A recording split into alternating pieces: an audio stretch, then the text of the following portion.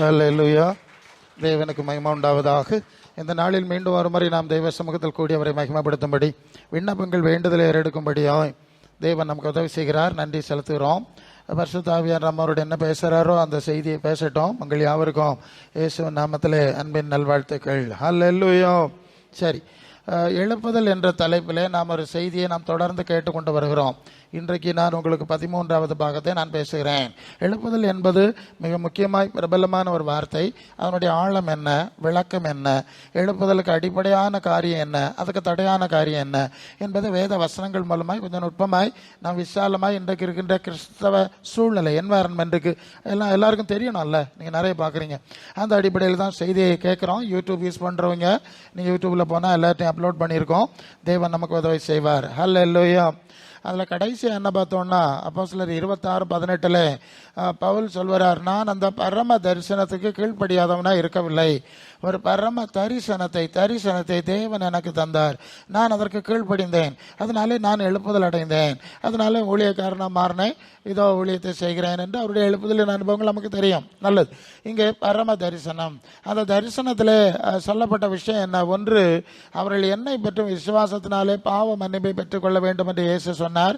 மனம் திரும்புதலும் பாவ மன்னிப்பும் என்னுடைய நாமத்தில் அறிவிக்கப்பட வேண்டும் என்று சொன்னதா என்ன லூக்கா 24:47 நாம் வாசிக்கிறோம். சரி, அப்போ மனம் திரும்புதல் இல்லாத, குணப்படுதல் இல்லாத விசுவாசம் செத்தது, பயனற்றது. அப்போ மனம் திரும்புதலும் இயேசுவின் சிலுவை பலியின் மூலமும் பாவ மன்னிப்பு உண்டு. இரண்டாவது, பரிசுத்தவான்களுடைய சுதந்திரத்தில் நாம் பங்கடைய அழைக்கப்படுகிறோம். பரிசுத்தவானுடைய சுதந்திரம் பரலோகத்தில் இருக்கிறது, பாவிகளின் சுதந்திரம் உலகத்தில் இருக்கிறது. இந்த காரியங்களை நாம் வசனத்தில் நாம் பார்த்து கொண்டு வந்திருக்கிறோம். அதற்கு நாம் தகுதி அடைய வேண்டும். மூன்றாவது, இருளில் இருந்து பங்கடையும்படி இருளின் அதிகாரத்திலிருந்து, இருளிலிருந்து ஒளி நடத்திற்கு நாம் திரும்ப வேண்டும். இருள் என்று சொன்னால் பொய்யான நம்பிக்கைகள் எப்படி மனிதர்கள் அகப்பட்டு வாழ்வு முழுதும் இருட்டிலே இருந்து காலத்தை ஓட்டிட்டு போறாங்கிற செய்தி நம்ம பார்த்திருக்கோம். ஒளி என்பது தேவனுடைய சத்தியம் உண்மை. அந்த சத்தியம் உண்மையை அல்லது உண்மையின் போதனைகளை உபதேசங்களை நாம் கடைபிடிக்கும் போது அதனுடைய விளைவை நாம் மெய்யாகவே நம்முடைய வாழ்க்கையில பார்க்கிறோம். ஏதோ வாழ்க்கையில ஒன்றும் பார்க்காம குருட்டுத்தனமான நம்பிக்கையில போற விஷயம் கிடையாதுங்க. இல்லை, ஒவ்வொரு சத்தியத்தின் ஒவ்வொரு காரியங்களுக்கும் விளைவு இருக்கிறது. அதை அனுபவிப்பது போவதுதான் கிறிஸ்தவ ஜீவியம் என்று நாம் செய்தியை பார்த்திருக்கிறோம். தொடர்ந்து இன்றைக்கு சாத்தானுடைய அதிகாரத்தை விட்டு மனிதர்கள் தேவனுடைய அதிகாரத்துக்கு திருப்பப்பட வேண்டும் என்கிற விஷயத்தை நாம் அந்த பகுதியில் நாம் பார்க்கிறோம். அந்த காரியத்தை சிந்திக்கிறோம். முதலாவது, சாத்தானுடைய அதிகாரம் என்றால் என்ன என்பதை நாம் புரிந்து கொள்ள வேண்டும். தேவன் மனிதனை படைத்தார், தேவ சாயலிலே படைத்தார், ஆசீர்வாதமான சூழ்நிலையில ஏதேன் தோட்டத்தில் வச்சிருந்தார். ஆனால் ஒரு கண்டிஷன், வெளியே ஒருவன் இருக்கிறான், ஒரு தள்ளப்பட்ட தூதன். அவன் சொல்லுக்கு நீ செவி கொடுக்க கூடாது. இந்த தோட்டத்தை நீ பாதுகாக்க வேண்டும், பண்படுத்த வேண்டும். ஏன்னா வெளியே இன்னொரு பவர் இருக்கு. அது ஈவில் பவர், சேட்டானிக் பவர்னு சொல்றோம். ஸோ அந்த சத்தத்துக்கு செவி கொடுத்தால் நீ சாகவே சாவாய், சாபம் எல்லாம் வந்துடும் சொன்னார். ஆனால் அவர்கள் அதை பொருட்படுத்தவில்லை. அந்த சாத்தான் அல்லது வலு சர்ப்பம், அது வெளிப்படுத்தல் 12:9 உலகம் அனைத்தையும் மோசம் போக்குற பிசாசு என்று சாத்தான் என்று சொல்லப்பட்ட பழைய பாம்பாகிய வலு சர்ப்பம் என்று வாசிக்கிறோம். அப்போ மோசம் போக்குற, ஏமாத்துகிற ஒரு பிசாசு என்பதை புரிந்து கொள்கிறோம். அதுக்கு செவி கொடுத்தபடினாலே அவர்கள் எல்லாம் முதலாவது அவர்களுக்கு மகிமை இழந்தார்கள். ஆதியாகமம் 3:16-19 பெருகும்போது இதன் வேதனை வந்துடும். பூமி உன்னிமித்தம் சபிக்கப்பட்டிருக்கும், பலன் கொடுக்காது, நீ மண்ணிலிருந்து எடுக்கப்பட்டாய், மண்ணுக்கு திரும்புவாய். சாபங்கள் வந்துட்டு. இப்ப சாத்தானுடைய ஆளுகை எங்கே ஆரம்பித்தது என்று சொன்னால் ஆதி மனிதன் இருந்த ஏதேனில் ஆரம்பித்தது. தொடர்ந்து அந்த ஆதாமுடைய தலைமகன் காயினை பிசாசு கொலைகாரனா மாற்றி அவன் தம்பியை கொலை செஞ்சிடறான். இதை யோவான் 8:44 ஆண்டவர் சொல்வார், பிசாசு தான் ஆதி முதல் மனுஷ கொலைபாதகன், காயினை கொலைகாரன் ஆக்கினது பிசாசு. அப்படி நீங்க ஆதியாகமம் 6:5 வந்தீங்கன்னா நோவா காலத்தில் மனுஷர் எல்லாருடைய இருதயத்தின் நினைவுகளும் நித்தமும் பொல்லாப்பா இருந்தது. தேவன் மனிதனை தம்முடைய சாயலில் படைத்தார். அது மத்திய 5:48 அவர் பூரண சர்க்குணராய் இருக்கிறது போல நீங்களும் பூரண சர்க்குணராய் இருங்கள்னு சொன்னார். பூரண சர்க்குணராய் படைக்கப்பட்ட ஆதாம் ஏவாள் அந்த சர்க்குணத்தை இழந்தார்கள், துர்க்குணத்துக்குள்ளே விழுந்தார்கள். ஆகையினால்தான் அவருடைய வம்சத்தார் பொல்லாதவர்களாக மாறி போனார்கள். நோவா ஒருவன் தேவனுக்கு பிரியமானவன், தேவனோடு சஞ்சரித்தவன். தேவனோடு சஞ்சரித்தபடினாலே அவனிடத்தில் பேசினார். அவன் ஒரு பிழையை கட்டி பாதுகாத்துக் கொள்கிறான். மற்ற அனைவரும் துன்மார்க்கத்தின் நிமித்தம் அழிக்கப்படுகிறாள் என்ற செய்தி. அதன் பிறகு ஆபிரகாம் தேவனோடு சஞ்சரிக்கிறான். அந்த ஆபிரகாமை தேவன் நேசித்தபடினாலே ஒரு வாக்கு தத்தம், உன் வம்சத்தை ஆசீர்வதி ஆசீர்வதிப்பேன் என்று சொல்லி அந்த ஆபிரகாமின் வம்சத்தில் இஸ்ரவேலர்கள் வந்தார்கள். அவர்களுக்கும் வாக்குத்தத்தம் கொடுத்தார், நீங்கள் என்னுடைய சொந்த பிள்ளைகளாக இருங்க, நான் ஆசீர்வாதம் வைப்பேன்னு சொன்னேன். அவர்களும் கர்த்தரை அசட்டை பண்ணினார்கள் என்ற செய்தி இருக்கிறது. அது யாத்திராம் 32:4 ஒரு கண்ணுக்குட்டியை உண்டு பண்ணி நம்மை எகிப்திலிருந்து நடத்தி கொண்டு வந்த தெய்வங்கள் இவைகள் தான், அந்த யெகோவா தெய்வம் இல்லை அங்கிற அளவுக்கு போனாங்க. 10 தடவை பரீட்சை பார்த்தாங்கிற செய்தி எல்லாம் நமக்கு இருக்கிறது. அப்புறம் அது நிமித்தம் அந்த இஸ்ரவேலர்கள் அநேகர் அழிக்கப்பட்டார்கள். அவருடைய பிள்ளைகள் கானானுக்குள்ள போனார்கள். 20 வயசுக்கு கீழே உள்ளவங்க. அங்கேயும் விக்கிரக ஆராதனை, எருசலேமிலே விக்கிரக ஆராதனை செஞ்சாங்க. தீர்க்கதரிசிகளை கொண்டு எச்சரித்தார், கேட்கல. எருசலேமை உடைச்சிட்டார், எல்லாரையும் துரத்தி போட்டார், தேசம் பாழாகிவிட்டது. அதாவது இப்போ பிசாசின் ஆளுகை இஸ்ரவேலர்களுக்குள்ளே வந்தது. இஸ்ரவேலர்களும் சாத்தானின் பிள்ளைகளாக மாறி போனார்கள். இப்போ அப்பதான் இயேசு அனுப்புறார், தேவன் இயேசு அனுப்புறார், நேரடியாக வந்து பேசுகிறார். இப்போ இயேசு வந்து இஸ்ரவேலர் இடத்துல பேசுகிறார், அந்த அன்றைக்கு இருந்த இஸ்ரவேலர் இடத்துல அவர் பேசுகிறார். அப்போ பிசாசு இயேசுகிட்ட சொல்கிறான், லூக்கா 4:5 பிசாசு சொல்கிறான், இந்த உலகம் முழுவதும் எனக்கு ஒப்புவிக்கப்பட்டிருக்கிறது, எனக்கு இஷ்டமானவனுக்கு கொடுப்பேன் அப்படின்னு சொல்கிறான். எப்படி சொல்கிறான்? ஆதாமிலிருந்து இதுவரைக்கும் எப்படி நான் உலகத்தை கைப்பற்றினேன், என்னுடைய கட்டுப்பாட்டில் வச்சிருக்கிறேன் என்கிற அந்த அனுபவ அதிகாரத்தோடு அவன் உண்மைதான் பேசினான். ஏன்னா தேவனை ஜனங்கள் தெரிந்து கொள்ளலை இல்லையா? ஜனங்கள் சாத்தானை தெரிஞ்சு கொண்டா என்ன செய்வாங்க? அவன் தான் வருவான் இல்லையா? அப்படிதான் அந்த ஆளுகை வந்துடுச்சு. இப்படி சாத்தானுடைய ஆளுகை தொடர்ந்து சென்று கொண்டிருக்கிறதை நாம் பார்க்கிறோம். இந்த அதாவது நீங்கள் யோவான் 18:36 ஆண்டவர் சொல்வார், என்னுடைய ராஜ்யம் இந்த உலகத்துக்கு உரியது அல்ல. யோவான் 14:30 இதோ உலகத்தின் அதிபதி வருகிறான், அவனுக்குரியது என்னிடத்தில் இல்லை என்று சொல்லுகிறார். யோவான் 5:19 உலகம் முழுவதும் பொல்லாங்கனுக்குள் கிடக்கிறது. இப்படி உலகம் முழுவதும் பிசாசனுடைய ஆளுகை. பல வேளையில் கடவுள் இருக்கிறாரா, கண்ணு இருக்கா, மூக்கு இருக்கா அப்படின்லாம் அந்த உலகத்தின் சூழ்நிலையில் பார்த்து கேட்குறாங்க. உங்களுக்கும் எனக்கும் கண்ணு இருந்தால் படைச்சவருக்கு இருக்கணும், அது இருக்குது. உலகம் இப்போ சாத்தானுக்குள்ளே கிடக்குங்கிற வேதம் சொல்கிற சத்தியத்தை அநேகர் விசுவாசிக்கலை, அநேகர் விரும்பலைன்னா என்ன செய்ய முடியுங்க? அவர் எதையாவது சொல்லிட்டு போயிட்டே இருக்க வேண்டியதான். இதை நீங்கள் மனசில் வைத்துக் கொள்ள வேண்டும், நல்லது. இப்போ 2 தீமோத்தேயு 2:26 பிசாசானவனுடைய இச்சையின்படி செய்ய அவனால் பிடிக்கப்பட்டிருக்கிறவர்கள் மயக்கம் தெளிந்து அவன் கண்ணுக்கு நீங்களாகத்தக்க சாந்தமாக உபதேசம் பண்ணணும். இப்ப மனுஷருடைய இருதயம் எல்லாம் மனசு எங்க கிடக்குன்னா பிசாசுக்கு பிடியில இருக்கு. அவங்க நினைச்சுக்கிட்டாங்க நான் தேவ பிள்ளை, அப்படி சொல்ல முடியாது. அவங்க அறிவுக்கு அவங்க தேவ பிள்ளையா இருக்கலாம். உண்மையிலே தேவன் யார், அவருடைய தன்மை என்ன என்பதை அவர்கள் அறிந்திருந்தார்கள். ஆனால் உண்மையிலே நான் தேவ பிள்ளை தானேங்கிறத அவங்க புரிஞ்சுக்க முடியும். இப்ப தெய்வத்தை பற்றிய அவருக்கு கேரக்டர் தெரியாதுங்க. தெரியாமலே ஒவ்வொருத்தரும் நான் கடவுளுடைய குழந்தை அப்படின்னு அவன் நினைச்சுக்கிறான். ஆனா அது தவறான காரியம். இங்கே தேவ வசனம் சொல்லுகிறது, மனிதனுடைய மனங்கள் பிசாசனுடைய பிடியில இருக்கிறது. அவங்கள தெரியாமலே பிசாசனுடைய பிடியிலே கட்டுப்பாட்டில் இருக்கிறதுனா அந்த ஜீன். ஆதாமுக்குள்ளே எல்லாரும் மறிக்கிறோம். ஆதாம் பாவம் செஞ்சுட்டான், அந்த சாபம் நம்மையும் தொடருகிறது. அவனுக்கு தான் சாபம் வந்தோம்ல, அந்த வம்சத்தில் வந்து நாமும் அந்த சாபத்தை சுமக்கிறோம் என்பதை நாம் அறிந்திருக்கிறோம் இல்லையா? அப்ப இதுல இருந்து அந்த ஆதாமுக்கு மேலே இருந்த சாத்தானுடைய அதிகாரம் வம்சாவளியாய் நம்மை பிடித்து கொண்டிருக்கிறது என்பதை நாம் விளங்கிக் கொள்ள வேண்டும். எபேசியர் 2:2 ஆகாயத்து அதிகாரம் பிரபுவின் ஆவிக்கேற்றபடி இந்த உலக வழக்கத்துக்கு கீழ்ப்படியாமல், அதாவது தேவனுக்கு கீழ்ப்படியாமையின் பிள்ளைகளிடத்தில் கிரியை செய்கிற ஆகாயத்து அதிகார பிரபுவின் ஆவிக்கேற்றபடி நடந்து கொண்டு வந்தீர்கள் என்று வாசிக்கிறோம். அப்போ ஆகாயத்திலே வானமண்டலம் வரைக்கும் கிரியை செய்கிற பிசாசனுடைய ஆவி. எபேசியர் 6:12 வானமண்டலங்களுள்ள பொல்லாத ஆவியின் சேனைகளோடு போராட்டம் உண்டு. அந்த ஆவிகள் இவ மனிதர்களுடைய மனங்களிலே கிரியை செய்கிறது, உலகத்தில் கிரியை செய்கிறது. அதனால தான் உலகத்தினுடைய நடவடிக்கை செயல் எல்லாமே அந்த டைப்பில் இருக்கு. இப்போ அதே ஆவி இயக்கத்துக்குள்ளே சிக்கி கொண்டவர்கள் மற்றவர்களும் அந்த உலகத்தை காப்பி அடிக்கிறார்கள். அதான் உலக வழக்கத்தின்படி நடக்கிறார்கள் போட்டிருக்கு. உலகத்தினுடைய வழக்கம் செயல் சாத்தானுக்கு ஆளுகையில் நியந்திரணம் അല്ലെങ്കിൽ டைரக்ஷன் இயக்கம். ஓகே, இயக்கத்தில் நடக்குது, அதை எல்லாரும் காப்பி பண்றாங்க. அப்ப தேவ பிள்ளைகள்னு சொல்லிட்டு இருக்கிற ஆளுகள் இந்த உலகத்தினுடைய வழக்கத்தை காப்பி பண்ணக்கூடாதுங்கிற உணர்வு கூட அவங்களுக்கு கிடையாது. தெரியாது இல்லையா?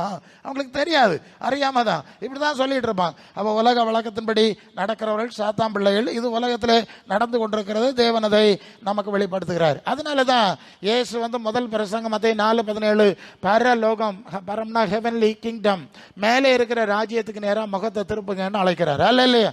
உலகம் சாத்தானுக்குள்ள மனுஷர்லாம் பிசாசு, நீ இங்க திருப்பாத, கண்ணை உருட்டாத, நேர பார்வையை பரலோகத்து நேராக திருப்பு என்று சொல்லி இயேசுவின் முதல் பிரசங்கம் 6:33 மத்தேயுல முதலாவது பரலோக தேவனுடைய ராஜ்யம், அவருக்கு ஏற்புடையவைகள், அவருடைய நீதி நியாயங்களை நீங்கள் தேட வேண்டும் என்று அழைக்கிற காரியத்தை பார்க்கிறோம். ரோமர் 12:2 இந்த பிரபஞ்சத்துக்கு ஏற்ற வேஷம் தெரியாமல் பரலோக தேவனுக்கு பெரியமும் நன்மையும் பரிபூர்ணமான சித்தம் இன்னதென்று பகுத்தறியத்தக்கதாக உங்க மனம் புதுசாகணும். கவனிக்கிறீங்களா?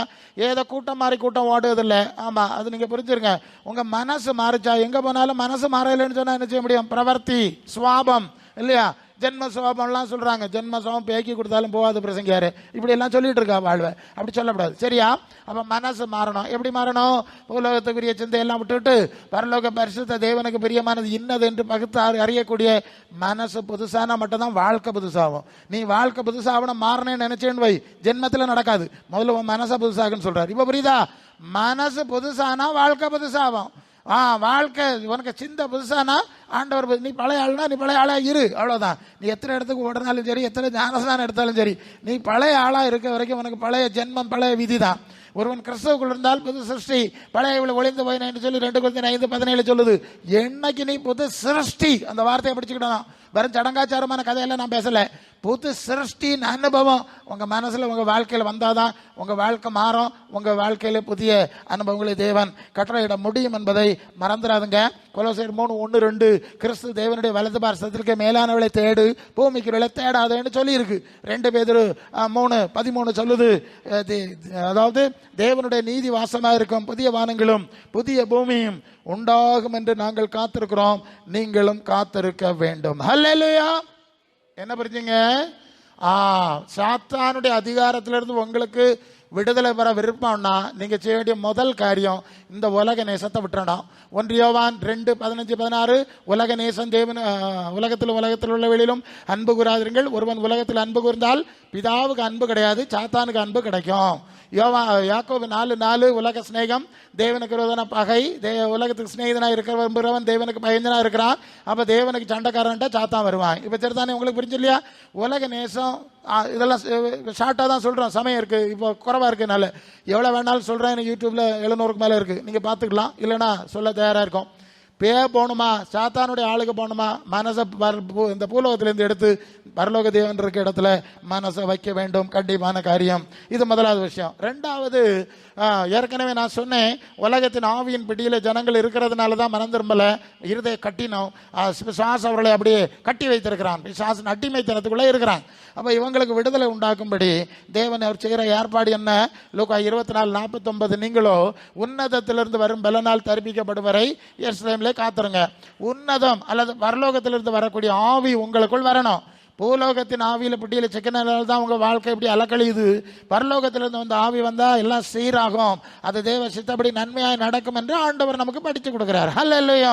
யோவான் 15:26 பரலோக பிதாவின் இடத்திலிருந்து நான் அனுப்ப போறவரும் பிதாவின் இடத்திலிருந்து புறப்பட்டு வருகிறவருமாகிய சத்திய ஆவியாகிய பரிசுத்த ஆவியானவர் வரும்போது அவர் என்னை குறித்து சாட்சி கொடுப்பார். ஹல்லேலூயா.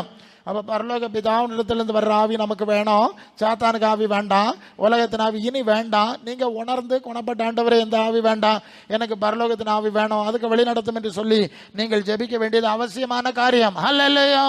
14:26 யோவான்ல ஆமா, நான் பிதாவுடைய, அதாவது தேவன் பிதா அனுப்ப போகிற, என்னுடைய நாமத்திலே பிதா அனுப்புகிற அந்த பரிசுத்தாவி வரும்போது நான் சொன்ன வேளை உங்களுக்கு நினைப்பூட்டுவார்.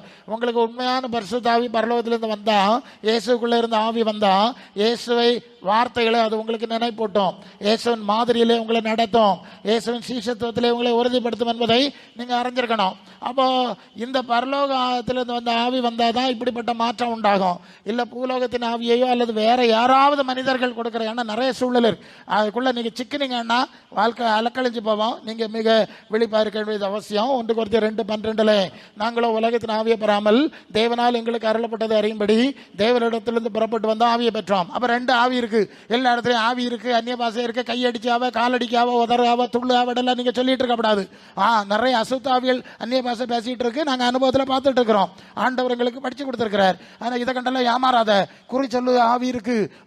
அப்போஸ்தலர் 16:16 குறி சொல்லு ஆவியுடைய ஒரு ஸ்திரீ இருந்தா பவுலையும் சீலாவையும் பார்த்து இவர்கள் உன்னதமான தேவனுடைய ஊழியக்காரர்கள், ரட்சிப்பின் வழியை நமக்கு அறிவிக்கிறார்கள் சத்தம் போட்டா. குறி சொல்லுகிற ஆவின்னு எழுதிருக்கு. கரெக்டா சொல்லிட்டா பவுலையும் சீலாவும் ஊழியக்காரர்கள். ஆனா அநேக நாள் சொல்லிட்டு வந்தா இவர் ஒரு நாள் ரசிக்கப்படவும் இல்லை, ஆண்டவ மாதிரி ரசிக்கப்படுக்கு என்ன செய்யணும்னு கேட்கவும் இல்லை. இன்னைக்கு நிறைய ஆளுவதான் குறி கேட்கே சுத்திட்டு நடக்காவ. நான் ரசிக்கப்படுக்கு என்ன செய்யணும், நான் ரசிக்கப்படுக்கு என்ன, அதை பற்றி ஒருத்தரும் கவலை இல்லை. குறி கேட்கறதுக்கு குருசடி ஓடுது மாதிரி ஆளோ ஓடிட்டே நடந்து கடைசியில் ஃபீஸ் போறதான், அவ்வளவுதான். தயவு செய்து அப்படி போகாதுங்க. நமக்கு பரிசுத்தாய் வரட்டு, அதுல வெளிப்பாடு இருக்கிறது, தீர்க்க தரிசனம் இருக்கிறது, விடுதலை இருக்கிறது, இல்லைன்னு சொல்ல இல்லையே. இது வேற அது வேற. இல்ல இல்லையா?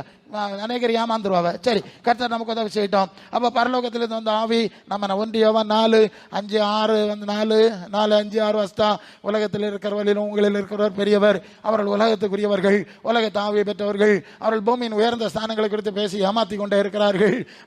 ஆமா, அடுத்தது தேவனை அறிந்தவன் எங்களுக்கு செவி கொடுக்கிறான், நாங்கள் பரலோகத்தை பற்றி பேசுகிறோம், உன்னதங்களில் அவரோடு கூட உட்கார்றதை பற்றி பேசுகிறோம், இதனாலே சத்திய ஆவி என்னதென்றும் வஞ்சிக்கிற ஆவி என்னதென்றும் அறிந்திருக்கிறோம்னு சொல்லியிருக்க. அல்ல பேசிக் புரிஞ்சல. மனசு பரலோகத்தில் வை, பரலோகத்திலிருந்து ஆவி பெற்றுக்கொள்ளு.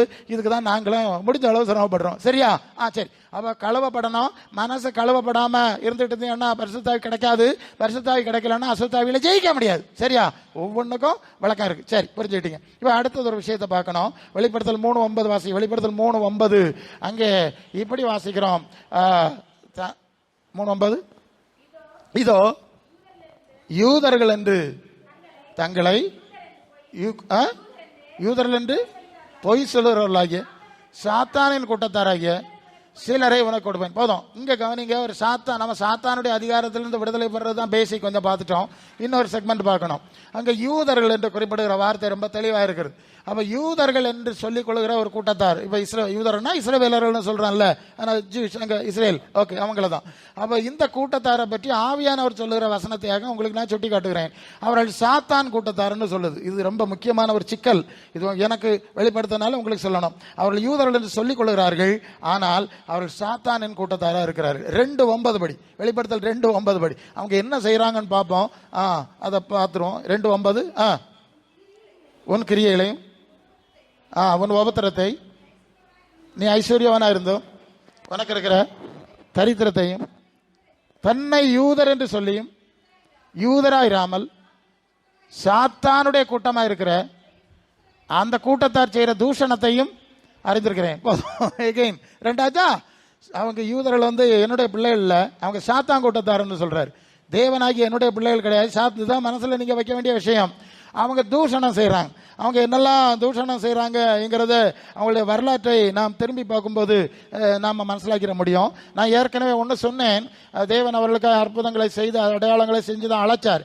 ஆனால் யாத்திராம 32:4 என்ன செஞ்சுட்டாங்க? ஒரு கண்ணுக்குட்டியை உண்டு பண்ணி, இதெல்லாம் தேவன் செய்யலை, இந்த காளக்கன்றுக்குட்டி இல்லையா, இந்த கண்ணுக்குட்டி தான் அற்புதம் செஞ்சது, இந்த கன்றுக்குட்டி தான் தேவன் என்று சொல்லி அங்கே ஆராதனை செய்து அவ்விதமாக ஒரு அக்கிரமத்தை செய்தார்கள் என்ற செய்தி பார்க்கிறோம். அது அது என்னாகும் புத்தகத்தில் வந்தீங்கன்னு சொன்னா நீங்கள் 10 தரம், ஏறக்குறைய 10 தரம் பரீட்சை பார்த்தார். 14:22 என்னாகும் 14:22 தான் அந்த வசனம். 10 தடவையாம். எத்தனை தடவைன்னு பார்த்துருங்க, 10 தடவை பரீட்சை பார்த்தார்கள். அதனால அவர்களை வனாந்தரத்தில் அழித்து போட்டார் என்ற செய்தி எல்லாம் அந்த அதிகாரத்தில் இருக்கிறது. அவங்களுடைய பின்னணியை பார்க்கிறோம். எசேக்கியேல் 8:5 தான் அந்த தேவாலயத்தில் விக்கிரகம் வச்சாங்களாம். எங்க? எருசலேம் தேவாலயத்தில் ஆசரிப்பு கூடாரத்தில் நட்டையிலே, வாசலின் நட்டையிலே வடக்கு பக்கம் அங்கே விக்கிரகத்தை வைத்து விக்கிரக ஆராதனை செய்தார்கள். எரேமியா 52:12 நீங்க வரும்போது அந்த எருசலேம் தேவாலயத்தை அழித்து போட்ட சம்பவத்தை நாம் இங்கே பார்க்கிறோம். ஸோ இங்கே கவனிக்கிறீங்களா? யூதர்கள் தான், தேவனுடைய அற்புதங்களை பார்த்தவர்கள் தான், அடையாளங்கள் எல்லாம் பார்த்து வழிநடத்தப்பட்ட ஜனங்கள் இப்போ சிலை வணக்கத்துக்கு பின்னால் போயிருக்கிறாங்க. நான் ஒரு முறை ஒரு கிறிஸ்மேட்டிக் சென்டரில் நான் செய்தி கொடுத்து கொண்டிருந்தேன். அப்படியே பேசிகிட்டு இருந்தேன். ஸோ இந்த வசனத்தை நினைக்கிறேன் நான் அப்படியே சொல்லிட்டேன். உடனே அங்கே இருந்த ஒரு அம்மா சரார்னு வாசிட்டாங்க. தங்கள் கோவில் கடவுளை கோபமூட்டும்படி தங்கள் கோவிலில் சிலைகளை வைத்தார்கள் அப்படின்னு வாசிட்டாங்க. இந்த எங்கெங்க இருக்குன்னு பார்த்தீங்கல்ல. யூதர்கள் சிலைகளை வச்சு எரிச்சல் விட்டுனாங்க. இப்ப கிறிஸ்தவ மார்க்கத்திலேயே இப்படிப்பட்ட பிரிவினர்கள் இருக்கிறார்கள் இல்லையா? நீங்க புரிஞ்சுக்கிட்டா உங்களுக்கு நல்லது. அல்ல இல்லையா? இங்க இருக்கிறது தான் விளக்க முடியும். சரி, இப்படி எல்லாம் அவர்கள் அக்கிரமம் செய்தார்கள். அதன் பிறகு ஆண்டவர் இயேசு வந்தார். இயேசு வந்த பிறகு அவங்க மனம் திரும்பவில்லை. அவர்கள் இயேசுவை கொலை செய்ய முயன்றார்கள். அவர்களை புறக்கணித்தார்கள். அவர் கண்ணீரோட சொல்லிட்டார், எருசலேமே உன் சமாதானத்துக்காக நான் வந்தேன், நீ என்னை விட்டு விட்டாயே, நீ அழிக்கப்படுவா என்று சொல்லி அவ்விதமாய் ஒரு கல்லுக்கு மேல கல்லுறாம அழிக்கப்படும் என்கிற செய்தியெல்லாம் சொன்னார்ல. அந்த பகுதியெல்லாம் அது மத்த 23:37 இருக்கிறது. லூக்கா 19:41 இருக்கிறது. கண்ணீர் விட்டார், அழுதார். உனக்கு கிடைச்ச எந்த நாளிலாவது எவ்வளவு அக்கிரமம் செய்திருக்கிறாய் நீ, உன் வரலாறு எவ்வளவு மோசமா இருக்கிறது. ஆமா, சமாதானமா வாழ்ந்ததே கிடையாது. உங்க வரலாறு எடுத்து பார்த்தீங்கன்னா அவர் சொன்னா இயேசுவை ஏற்றுக்கொள்ளவில்லை, புறக்கணித்து விட்டார்கள். அவங்க மத்த 27:25 சொன்னார், இவனுடைய ரத்தப்பழி எங்கள் மேல இருக்கட்டு, இவனை கொன்று போடும் என்று சொல்லி பிலாத்துவிட்ட சத்தம் போடுறான். அவன் சொல்றான், இவனுடைய ரத்தப்பழிக்கு நான் பாத்துறேன் இல்ல, இவங்க சொல்றாங்க இல்ல நாங்க பாத்துக்கிட்டோம், நாங்க சுமந்துகிறோம். அவங்க எடுத்து அந்த பாவ பழியை எடுத்து கொண்டார்கள். எருசலேம் கிபி 1970 அழிக்கப்பட்டது. 2000 ஆண்டுகளாய் அவர்கள் உலகமங்க சிதறி பட்டுக்கொலை செய்யப்பட்டு கொடுமைகளை அனுபவித்தார்கள். இயேசு நாமத்தில் வருகிற சபையை உபத்திரவம் பண்ணினார்கள். இன்றைக்கும் உபத்திரவம் பண்ணுகிறார்கள். இந்த 2000 ஆண்டு கழிஞ்சு பிறகு திருப்பியும் ஒரு சின்ன இங்கிலாந்து அரசாங்கத்துக்கு உதவியோட போய் எருசலேம்ல உட்கார்ந்தாவ ஒரு தேசத்தை உருவாக்கி சமீபத்தில் நடந்த சம்பவம் என்னன்னா ஒரு சட்டத்தை ஏற்றினார்கள். அதாவது இங்க இயேசுதான் மேசியா என்று சொல்லி யாரும் பிரசங்கிக்க கூடாது, துண்டு பிரதி கொடுக்கப்படாது, புதிய ஏற்பாடு கொடுக்கப்படாது அப்படின்னு ஒரு கண்டிப்பான சட்டம். அப்படி செஞ்சா யாராவது அந்த மேசியான்னு ஏற்றுக்கொண்டா அது பயங்கரமான குற்றம். ஆமா, அதுக்கு சிறை தண்டனை எல்லாம் இருக்கிறது. எல்லாம் ஒரு சட்டத்தை அவருடைய பார்லிமெண்ட்ல பாஸ் பண்ணிட்டாங்க, பாராளுமன்றத்திலே பாஸ் பண்ணிட்டாங்க. பாஸ் பண்ணி அதை நிறைவேற்ற போக வேண்டிய நேரம் தான் ஹமாஸ் நூற்றுக்கணக்கான ஏவுகணைகளை இஸ்ரவேலுக்கு நேரம் அடிச்சான். அன்னைக்கு ஆரம்பிச்சது இன்னும் முடியல, அங்கே சின்ன பின்னமாய் கொண்டிருக்கிறதை நீங்கள் மீடியாஸ் வழி பார்த்து கொண்டே வருகிறீர்கள். இவ்வளவு வந்தோன்னே இப்போ கையை மீறி போயிடுச்சு, பயங்கர அழிவெல்லாம் நடக்குது. இப்போ இஸ்ரேலின் பிரதமர் பெஞ்சமின் நெத்தன்யாகு அவர் சொல்லியிருக்கிறார், இனி மேசியா வந்தாதான் நமக்கு சமாதானம் வரும். ஆமா, உலகம் எல்லாம் குழப்பத்தில் இருக்கு, என்னால முடியாது, நம்மால முடியாது, மேசியா வர வேண்டும், நான் மேசியா வருவார் என்று அவர் வந்து சமாதானத்தை உண்டு பண்ணுவார் என்று சொல்லி நான் எதிர்பார்த்துக்கிறேன் என்று சொல்லி அவர் ஸ்டேட்மெண்ட் விட்டுருக்காரு. நீங்க வாஸ்தவங்களுக்கு தெரியும், மெசேஜ் பார்த்தவங்களுக்கு தெரியும். மேசியாவை நாம் எதிர்பார்க்கிறோம், அவர் வந்துதான் சமாதானம் உண்டாக்கணும் அப்படின்னு சொல்லியிருக்காங்க. இப்போ இந்த இவருக்கு ஏன் சாத்தாங்கூட்டத்தாருன்னு சொல்லியிருக்குல்ல, யூதர்ல வந்து சாத்தாங்கூட்டத்தாருன்னு சொல்லியிருக்கேன்னா அதுக்குரிய சில காரணங்களை நான் சொல்லிட்டேன். இன்னும் சில 1-2 காரியம் நான் சுட்டி காட்டணும். தானியேல் 9வது அதிகாரத்தில் நீங்க வந்தீங்கன்னா, தானியேல் 9வது அதிகாரத்தில் 24 27 வரை அந்த வசனத்தில், அதாவது இவங்க என்ன சொல்றாங்கன்னு சொல்றேன். இஸ்ரவேலர்கள் கொடுமையான துன்பத்தில் இருந்தார்கள். எருசலேம் எல்லாம் உடைக்கப்பட்டு இயேசுநாதருக்கு முன்னால இருந்த காலத்தில் அவர்களுக்கு சில தீர்க்க தரிசனங்கள் உண்டாயிருந்தது. என்ன தீர்க்க தரிசனம் உண்டாயிருந்தா, மேசியா என்று ஒருவர் வருவார், அவர் வந்துதான் உங்களை, அதாவது தாவீது ராஜாவை போல ஒரு ராஜ்யத்தை ஏற்படுத்தி உங்களுக்கு விடுதலை தருவார் என்று சொல்லி தீர்க்க தரிசிகள் மூலமாய் செய்திகள் சொல்லப்பட்டிருந்தது. நல்ல கவனிங்க, இவங்க ஏன் மேசியாவை எக்ஸ்பெக்ட் பண்றாங்கன்னு சொன்னா, மேசியாவை குறித்து ஏற்கனவே தீர்க்க தரிசனங்கள்லாம் சொல்லப்பட்டிருக்கு. அதுல ஒரு பகுதி நான் சுட்டி காட்டணும். தானியேல் தீர்க்க தரிசனத்தில் நீங்கள் வந்து 9வது அதிகாரத்தில் நீங்கள் 7, 8, 9வது அதிகாரம் வரும்போது, அதாவது 14 அந்த வசனப்படி 9 24 மீறுதலை தவிர்க்க வேண்டும், பாவங்களை தொலைக்கணும், அக்கிரமத்தை நிவர்த்தி பண்ணணும், நித்திய நீதியை வருவிக்கணும், தரிசனத்தை தீர்க்க தரிசனத்தை முத்திரிக்கணும், நிறைவேற்றணும், மகா பரிசுத்தம் உள்ளவரை அபிஷேகம் பண்றதுக்கு உன் ஜனத்தால் மேல் பரிசுத்த நகரத்து மேல் 70 வருஷங்கள் செல்லும். நம்பர் 1.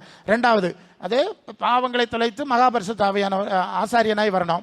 25, இப்பொழுது நீ அறிந்து கொள்ள வேண்டியது என்னவென்றால், எருசலேம் திரும்ப எடுத்து கட்டப்படுகிறதுக்கான கட்டளை வெளிப்படுகிறது முதல் பிரபுவாகிய மேசியா, அந்த வார்த்தையை பிடிச்சுடுங்க, பிரபுவாகிய மேசியா வர மட்டும் 7 வருஷமும் 62 வாரமும் செல்லும், அவைகளின் வீதிகளும் அலங்கங்களும் மறுபடியும் கட்டப்படும் அப்படின்னு இருக்கு. இப்ப 26 வருவோம். அந்த 62 வாரங்களுக்கு பின்பு மேசியா சங்கரிக்கப்படுவார். மீண்டும் அந்த வார்த்தையை பிடிச்சிருங்க, சங்கரிக்கப்படுவார். தமக்காக அல்ல, பரிசுத்த தலத்தை வரப்போற பிரபுவின் ஜனங்கள் அழித்து போடுவார்கள். அப்புறம் 27க்கு வந்துருங்க. அவர் ஒரு வாரம் அளவும் அநேகருக்கு உடன்படிக்கை உறுதிப்படுத்தி அந்த வாரம் பாதி சென்ற போது பலியையும் காணிக்கையும் ஒளிய பண்ணுவார். அதையும் பிடிச்சிருங்க. சரி, அவ்வளவு போதும் நமக்கு. இப்ப 3 விஷயம் என்னது? மேசியா பிரதான ஆசாரியராய் வரணும். எப்படிங்க? ராஜாவா வரணும்னு சொல்லல, பாவங்களை போக்குற பாவ நிவாரண பலியாய் பிரதான ஆசாரியராய் வரணும். 2வது மேசியாவாய் வரணும், மேசியாங்கிற பேர்ல வரணும், மேசியா வரணும். அப்புறம் மேசியா கொல்லப்படணும். சரிதானா? அப்புறம் பலியும் காணிக்கையும் நடத்திடணும். பழைய ஏற்பாட்டில் உள்ள பலி காணிக்கையெல்லாம் நடத்தணும். இது யாரு? இயேசுநாதர் தானே. அவர் வந்தார்ல. 2000 வருஷமா இஸ்ரவேலர்களுக்கு தேவாலயம் கிடையாது, பாவ நிவாரண பலி செலுத்துற பலி மேடை கிடையாது, இன்னும் வரைக்கும் பலி செலுத்த முடியாது. புரியுதா? இயேசுவின் சிலுவை பலி தரைச்சையில் 2 கழிச்சிட்டுல எல்லாம் முடிச்சு வச்சுட்டாரு. ஸோ ஓகே, இப்படி ஆகி முடிச்சாச்சு. முடிச்சு இதெல்லாம் முடிஞ்சாச்சு, இவ்வளவு வருஷம் ஆச்சு. அது பல ரீதியில் அவர்களுக்கு சுட்டி காட்ட போதிலும் அவர்கள் அதை ஏற்றுக்கொள்ள தயாரா இல்லை. மேசியா இயேசுதான் மேசியாங்கிறத ஏற்றுக்கொள்ள தயாரா இல்லை. இது ரொம்ப முக்கியம். யோவான் 4:25-26 வசனத்துல சமாரிய ஸ்ரீ கேட்கிறா, மேசியா வரும்போது எல்லாம் சரியாயிரும். அப்ப இயேசு சொல்றாரு, உன்னிடத்தில் பேசுகிற நான் தான் மேசியாங்கிறார். அது யோவான் 1:41 அந்திரியா சொல்றாரு, நாங்கள் மேசியாவை கண்டோம். 45 வசனத்துல பிலிப்பி சொல்றார், நியாயப்பிரமாணம் தீர்க்க தரிசனத்தில் சொல்லி இருக்கிற மேசியாவை நாங்க கண்டோம். சரிதானே? எல்லாம் ஒரு சாரார், இவங்கெல்லாம் யூதர்கள் தான். ஒரு சின்ன கூட்டத்தார் மட்டும் இயேசுவை மேசியாவை ஏற்றுக்கொண்டார்கள், மற்றவர்கள் ஏற்றுக்கொள்ளவில்லை. அதன் தொடர்ச்சி தான் இப்போது நடந்து கொண்டிருக்கிறது. அவர்கள் மனம் திரும்ப தயாராக இல்லை. ஆனால் தேவன் அந்த ஜாதி அழிக்காம ஒரு சவால் விட்டுட்டார். என்ன சவால் விட்டுட்டாருன்னா, என் மேசியாவை நீங்க ஏற்றுக்கொள்ளல, உங்களை நான் சாக விட மாட்டேன், இவர் தான் மேசியான்னு நீங்க கண்ணீரோட அழுது தேடுகிறது வரைக்கும் இந்த உலகத்துல ஒரு ஓரத்துல உங்களை வச்சிருப்பேன். எல்லாம் பார்த்துக்கிட்டே இருக்கணும். மற்றவங்க மேசியான்னு ஏற்றுக்கொண்டு அவங்க போகிறத நீங்கள் பார்த்துக்கிட்டே இருப்பீங்க. 2000 வருஷம் பார்த்துட்டாங்க. நான் உங்கள் வம்சத்தை வெளியே விட மாட்டேன், வெளியாது என்று உங்களுக்கு சொல்லுகிறேன் ஆண்டவர் சொல்லிட்டார். ஒரு பக்கத்தில் ஒதுக்கி வைப்பேன். எல்லாம் பார்த்துட்டு இருந்து ஒரு நாள் கண்ணீரோட அழுகையோட என்ன தேடுறது வர எல்லா உபத்திரவங்களும் உங்களை கொடுப்பேன். நீங்கள் பாடெல்லாம் படணும், நீங்கள் திருந்துறது வரை பாடுகளுக்கு ஒப்பு கொடுப்பேன்னு சொல்லி தான் ஒரு ஓரத்தில் வச்சு அவர்களை இப்படியே துன்பங்களுக்கு ஒப்பு கொடுத்திருக்கிறார் என்பது இந்த வேதம் சொல்லுகிற சத்தியம் என்பதை நீங்கள் ஒருபோதும் மறந்துவிடக் கூடாது. சரி, இனி என்ன ஆச்சுன்னா, இப்போ மேசியா வரமாட்டார். இப்போ கிறிஸ்தவ மார்க்கத்தில் கூட நிறைய பேர் தப்பாக பேசுகிறாங்க. எருசலேம் தேவாலயம் கட்டணும், ஜெபம் பண்ணுங்கன்னு சொல்கிறாங்க. கட்ட முடியாது, ஏன்னா அதை இடிச்சு போட்டவர் இயேசு இடிச்சு போட்டார் இல்லையா. ரெண்டாவது, இனி எருசலேம் கட்டி அப்படி பலி செலுத்தினா இயேசுனுடைய சிலுவை பலி இல்லாம ஆயிரும். திருப்பி ஆடு மாடை கொண்டு போக வேண்டியிருக்கும், பிரச்சனை வந்துடும். மகா பரிசுத்த ஸ்தலம் கிருபாசனம், அதுக்கு மேலே ஒரு பிரச்சனை இருந்தது, அந்த பிரச்சனை விலகிட்டுது. இப்போ நாமே தேவ ஆலயமாக மாறிட்டோம். 1 கொரிந்தியர் 3:16, நீங்கள் தேவனுடைய ஆலயம், தேவனுடைய ஆவி உங்களுக்குள்ள இருக்கிறது. இப்போ நமக்குள்ள ஆவி வாசம் பண்ணி ஆலயமாக்கியாச்சு. இனி இப்போ எருசலேம் தேவாலயம் கட்ட போனா இந்த பரிசுத்தாவினுடைய பிரசன்னத்தை இழக்க வேண்டியது வரும். அதெல்லாம் நடக்காது. அது முடிச்சதுதான். இவனும் ஏமாந்து சொல்லிட்டு இருப்பான். அப்படி இருக்க நேரம் அந்த கிறிஸ்து வருவான். இயேசுக்கு பதிலாய் கள்ள மேசியா வருவான், தவறான மேசியா அந்த கிறிஸ்து வருவான். அவன் நான் உங்களுக்கு ஹெல்ப் பண்றேன், ஆலையெல்லாம் கெட்ட உதவி செய்வான். அவன் தான் உதவி செய்வான். மற்ற தேவத்திட்டம் முடிஞ்சிட்டு இல்லை, கள்ளத்தனமா உதவி செய்வான். உடனே ஒரு சமாதானத்தெல்லாம் உண்டாக்கி ஆலயத்தை எல்லாம் கட்டிடுவாங்க. உடனே அவன் தான் மேசியான்னு ஏற்றுக்கொண்டுருவான். ஏன் இதுவரை நடந்துட்டு இல்லை, இவ்வளவு காலம் காத்திருந்தோம், நான் தான் மேசியான்னு சொல்லுவான். அவனை தான் அந்தி கிறிஸ்து, கள்ள கிறிஸ்து அப்படிலாம் சொல்லியிருக்கு. அது வசனம் எடுத்தால் நேரம் போயிடும். அவன் வந்தோடனே ஏற்றுக்கொள்வாங்க. அப்படி இருப்பாங்க. அப்படி இருக்கும்போது ஒரு கட்டத்தில் இவன் என்ன செய்வான்னா, இவனே தேவன் போரில் போய் உட்கார்ந்துருவான். சரியா, இதுதான் 2 தெசலோனிக்கர் 2ஆம் அதிகாரத்தில் 3-4 வசனத்திலே நாம் அதை படிக்கிறோம். என்ன படிக்கிறோம்னா, அவன் தேவன் எனப்படுவதற்கு எதுவோ அதுக்கு மேலே தன்னை உயர்த்துவான், ஆலயத்திலே தேவன் போலே உட்காருவான் அப்படின்னு சொல்லியிருக்கு. சரியா, இவன் உட்காரும் போதுதான் இவங்களுக்கு சந்தேகம் வந்துடும். ஏன்னா இஸ்ரவேலர்களுக்கு மேலே வானத்திலும் கீழே இருக்கக்கூடிய எந்த ஒரு ரூபத்தையும் நீ வழிபடப்படாது, மனுஷனே வழிபடப்படாது. அது ரொம்ப கண்டிப்பான சட்டம். அதுக்கு நிறைய வசனங்கள் தெளிவாக இருக்கிறது. பழைய ஏற்பாட்டிலே நீங்கள் ஏசாயா 4:25 என்னை யாருக்கு சமானமாக்குவீர்கள், ஒரு மனுஷனையும் எனக்கு சமமாக்க கூடாது என்று ஏசாயின் மூலம் சொல்லியிருக்கு. ஏசாயா 40:18 எனக்கு எந்த ரூபத்தையும் சாயலையும் எனக்கு ஒப்பிடக்கூடாதுன்னு சொல்லியிருக்கு. யாத்திராம் 24 அதையும் சொல்லியிருக்கு. சரியா, சோ இதுல வந்ததுனால ஒரு மனுஷன் மேசியாங்கிறது மனுஷனா வருவாரு, இவன் மேசியா தான். ஆனா இப்ப தேவன் சொல்லிட்டான், அவனா அவங்களுக்கு பிரச்சனை வந்துடும். அப்பதான் அவங்களுக்கு ரொம்ப சங்கடமான ஒரு நிலைமை வந்துருது. இப்பதான் அவங்களுக்கு சிந்தனை வருது. நீங்கள் சகரியா 12ஆம் அதிகாரம் 10ஆம் வசனத்திலிருந்து, சகரியா 12ஆம் அதிகாரம் 10ஆம் வசனத்தில் படிச்சா அந்த சம்பவத்தை சொல்லியிருக்கு. தங்கள் குத்துனவரை நோக்கி பார்ப்பார்கள். சரியா, நம்ம சிலுவையில் அரைஞ்சு கொன்னல்ல, அவர் தான் மேசியான்னு உணர்ந்து ஒரே அழுக. நீங்க அந்த வசனம் எல்லாம் தொடர்ந்து பார்த்தா எல்லாரும் அழுவார்கள், தனித்தனியா அழுவார்கள், குழுவா அழுவார்கள். ஐயோ எப்படி ஆகி போச்சு, 2000 வருஷத்துக்கு மேல வீணாக்கி போட்டமே என்று புலம்பி அழுவார்கள் என்று சொல்லி அந்த சகரியா 12:10 இருந்து நீங்க படித்துக் கொள்ளலாம். இப்படி இதுக்கு என்ன காரணம் என்று சொன்னால், இப்ப அடிப்படையை நீங்க புரியணும். இவ்வளவு தூரம் அந்த சாத்தானின் கூட்டத்தார் என்று யூதர்களை ஆவியானவர் இங்கே அழைக்கிற காரணம் என்னவென்று சொன்னால், அவர்கள் செய்த மிகப்பெரிய தப்பு வேத புரட்டு. இதெல்லாம் தீர்க்கதரிசிகள் மேலும் சொல்லி இருந்தாலும் அதை புரட்டுவாங்க. நீங்கள் எரேமியா 8:8 அதாவது வேதபரருடைய கள்ள எழுத்தாணி, கர்த்தருடைய வேதம் எங்களிடத்தில் இருக்கிறது என்று நீங்கள் சொல்லுகிறதுபடி வேதபரருடைய கள்ள எழுத்தாணி அதை அபத்தமாக்குகிறது. மத்தேயு 15:8 மனுஷருடைய கற்பனைகளை உபதேசங்களாய் போதித்து வீண் ஆராதனை.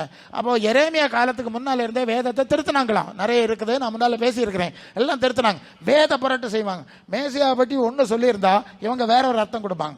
நான் தான் மேசியாவா வந்திருக்கிறேன்னா கேட்கல. சரி, இப்படியே வேத புரட்டின் ஆவிக்கு இடம் கொடுத்து வேத புரட்டு செய்து தங்களை அழித்து இப்போது இந்த அழிவில் வந்திருக்காங்க. உங்களுக்கு ஒரு சின்ன காரியத்தை சொல்லலாம், அது ஏன்னா உலகத்தில் நடந்துட்டு இருக்கிறதுக்கு அது விளங்கணும். யாத்ராம 20:13 கொலை செய்யாதிருப்பாயாக என்று சொல்லி ஒரு கட்டளை எழுதி கொடுத்தார். சரிதானே, கொலை செய்யாதிருப்பாய் எல்லாம் தெரியும்.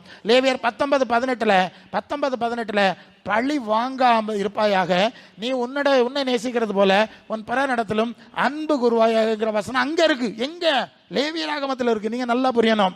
இந்த பிறன் என்றால் யாருன்னா, அதாவது இயேசுட்ட தான் கேட்கிறான், இந்த பிறன் யார்? அது லூக்கா 10ஆம் அதிகாரம் 27 இருந்து 37 வரை போனீங்கன்னா ஒருத்தன் காயப்பட்டான், ஒரு லேவியன் விலை போயிட்டான், ஒரு ஆசாரியன் விலை போயிட்டான், ஒரு சமாரியன் வந்து உதவி செஞ்சான்ல, இந்த சமாரியன் தான் உனக்கு பரன். அந்த பகுதியை வாஸ்தா தெரியும். இவங்க என்ன செய்வான்னா, தனக்கு ஜாதிக்காரனை ஒன்றும் செய்யாத அடுத்த ஜாதிக்காரனை கொல்லு. இது அவனுக்கு அந்த வேத புரட்ட சொன்னேன். என்ன நேசிக்கிறவர் பிறனே நேசி. இந்த பிறனுங்கிறதுக்கு என்ன அர்த்தம்னு கேட்டால், இப்போ அடுத்த ஜாதிக்காரன் நீ சொல்றல்ல, உன் எதிரின்னு சொல்றல்ல, அவன் தான் உனக்கு பிறன். அப்போ அந்த வேதத்தை புரட்டி புரட்டி இந்த கொலைபாதக கொள்கையெல்லாம் எழுதி வச்சாங்க. பழி வாங்குதல், கண்ணுக்கு கண்ணு எல்லாம், இதெல்லாம் அதான் அந்த வேதம் முரணா வருதுன்னு சொன்னேன். அந்த பழிவாங்கல் கொள்கையில் அவங்க வந்து அதன் விளைவுகளை இதுவரை அறத்து வேதனைப்பட்டு கொண்டே இருக்கிறார்கள்.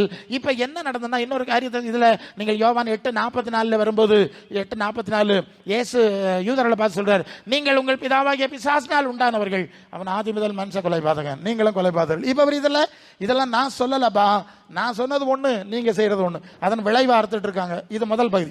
ரெண்டாவது ஒரு பகுதி, இது நம்ம யூதருடைய வேதத்திலே இதை படிக்கும்போது தெரியும்.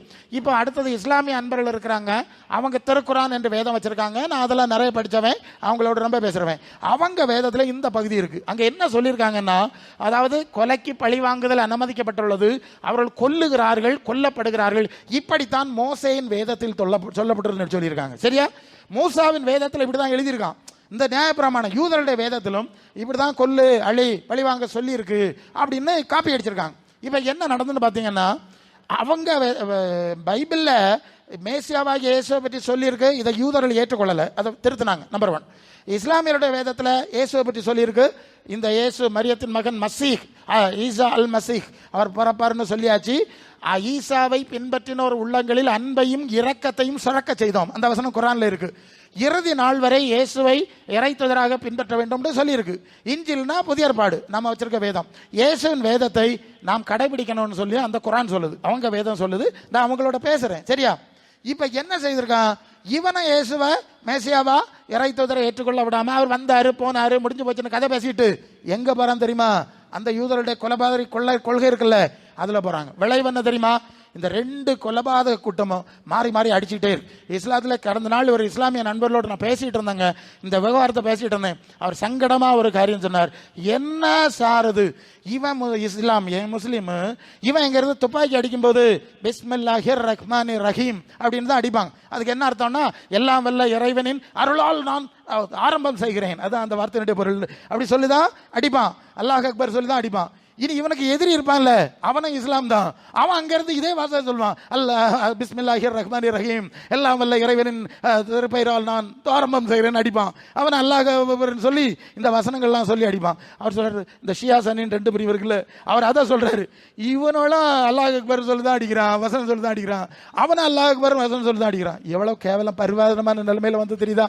அப்ப நான் சொல்லுவேன், இல்லை இஸ்ரவேலர்களுக்காக நீங்க ஒன்னும் சோம் பண்ணாண்டா, அவனுக்கு சமாதானம் வராது, பார்க்கவே வேண்டாம். ஒரு நாள் இருக்கு, என்னைக்கு இந்த இயேசுவை அவர்கள் மேசியாவாய் தேவகுமாரனாய் ஏற்றுக்கொண்டு வாழ்க்கையில இடம் கொடுத்து அவருடைய உபதேசத்தின்படி வாழ ஒப்பு கொடுப்பார்களோ, அன்னைக்கு தான் இவன் 2 கூட்டத்துக்கும் சமாதானம் வரும். பார்த்துக்க இல்லையா? அப்படி நான் சொல்லுகிறது உண்டு. அன்புக்குரியவர்களே, ஏன் இதை சொன்னேன்னா, இந்த இயேசுவின் சீடர்களாய் மாறும்படி அவர் நம்மை அழைக்கிறார். யோவான் 10:27-28 என் நாடு என் சத்தம் கேட்கணும், என் பின்னால தான் வரணும், என் கையில வச்சிருப்பேன், யாரும் பறிச்சிட விட மாட்டேன், நான் அவைகளுக்கு நித்திய ஜீவன் கொடுப்பேன். நீங்கள் புறப்பட்டு போய் சகல ஜாதியும் எனக்கு சீசராக்கி ஞானஸ்நானம் கொடுங்கன்னு சொன்னாருங்க, பக்தராக்கி கொடுக்க சொல்லல. கிறிஸ்தவங்க இதை நல்லா புரியணும். கிறிஸ்தவ மார்க்கத்தார் இயேசுக்கு சீசர் ஆகாததுனால தான் இயேசு ஆராதனை இங்கே நடக்கு அங்கே நடக்கு, மாறி மாறி சண்டை இல்லையா? ஒரு கூட்டத்தார் கேஸ் போடுறாங்க. எதுக்குன்னு கேட்டா, இவங்களுக்குள்ள இந்த இயேசு கிடையாதுங்க, இந்த பரிசுத்தாவி கிடையாதுங்க. பரிசுத்தாவி வந்தா தேவ அன்பு ஊற்றப்படணும்னு சொல்லி இருக்குல்ல, அப்படி இருந்தா இவங்களால அடிக்க முடியுமா? 2 கூட்டத்தார் சண்டை போட்டு கேஸ் போட முடியுமா? 2 தனித்தனியா கர்த்தருடைய பந்தி ஆசரிக்க முடியாதுல்ல, முடியாது. அப்ப 2 கூட்டத்திலையும் இயேசு இல்ல, 2 கூட்டத்திலையும் பரிசுத்தாவி இல்ல, கள்ளத்தனமான ஆவியும் ஒரு கள்ளத்தனமான இயேசு ஆராதனை நடக்கு. புரிய நினைக்கிறேன். அதனாலதான் அன்புக்குரிய இன்னைக்கெல்லாம் கிறிஸ்தவ சூழ்நிலையிலிருந்து வந்திருக்கிறவங்க. அதனால இது உங்களுக்கு ரொம்ப அவசியமான காரியம். அதனால் தயவு செய்து இயேசுவின் சீசராய் மாறும்படி உங்களை ஒப்பு கொடுங்க. இயேசுவின் வார்த்தையில நடக்கும்படி ஒப்பு கொடுங்க. இயேசுக்குள்ள இருந்த ஆவி அவர் தரும்படி ஒப்பு கொடுங்க. கர்த்தருடைய ஆவி எங்கே உண்டோ அங்கே விடுதலை உண்டு, சமாதானம் உண்டு என்று சொல்லி இருக்கிறதே, அந்த அனுபவத்துக்கு நீங்கள் ஒப்பு கொடுக்கணும். அப்படி ஒப்பு கொடுக்கும் போதுதான் இந்த எழுப்புதலின் அனுபவம் நமக்குள்ள வரும். அல்லேலூயா. பரலோக எழுப்புதல், பரிசுத்த எழுப்புதல், வல்லமையான எழுப்புதல், ஆண்டவருக்கு பட்டக்காய் கொழுந்து விட்டு எரியக்கூடிய எழுப்புதல் வரணும்னா நீ சும்மா பேக்க நோக்கி மட்டும் வந்துட்டு போவாத. இது குருசடின்னு நினைச்சாத. ஏன்னா கத்தோலிக்க மக்களுக்கு நல்லா தெரியும், அவைய புனிதர்கள் நிறைய பேரை கொண்டாடிட்டு நடப்பாவ. நான் கேட்பேன், இந்த புனிதர்களை எல்லாம் நீங்க ஆராதிக்கிறீங்க இல்லையா, இந்த புனிதர்கள் சொன்னது மாதிரி நீங்க வாழுவீங்களான்னு கேட்டேன். அப்படி செய்ய மாட்டோம் பிரசங்கியாரு. அப்ப இதுதானே கிறிஸ்தவமா இருக்கும். இயேசு ஆராதிப்போம் சொன்னதை செய்ய மாட்டோம், புனிதர்கள் ஆராதிப்போம் புனிதர்கள் சொன்னதை செய்ய மாட்டோம். இதெல்லாம் அந்த ஒரே ஆவியாக்கம் பார்த்துக்க. ஆனால் இதை குருசடின்னு நினைச்சிடாத. இது குருசடி கிடையாது. மனம் திரும்புவியா, குணப்படுவியா, தேவ சித்தத்துக்கு ஒப்பு கொடுப்பியா, இயேசு சீசன் சிசி ஆவியா, பரிசுத்த ஆவியினால நிறைஞ்சு பரிசுத்தமா வாழுவியா, வாழ்ந்தேன்னா தகுதியான காரியத்தை உங்களுக்கு செய்வார். அதுதான் இந்த சபையினுடைய அஸ்திவாரம். இதுக்கு அந்த பக்கம் இந்த பக்கம் நீங்க திரும்பப்படாது. நான் எவ்வளவு வேணாலும் பேசுறோம். சரி அன்புக்குரியவர்களே, அப்ப சாத்தானுடைய அதிகாரத்தை விட்டு தேவனிடத்துக்கு திருப்பப்படுவது நான் உங்களுக்கு ஓரளவு புரிஞ்சிருக்கோம்னு நினைக்கிறேன். இந்த வார்த்தையினால் இந்த நாளில் கர்த்தர் உங்களை ஆசீர்வதிப்பாராக. ஆமென்.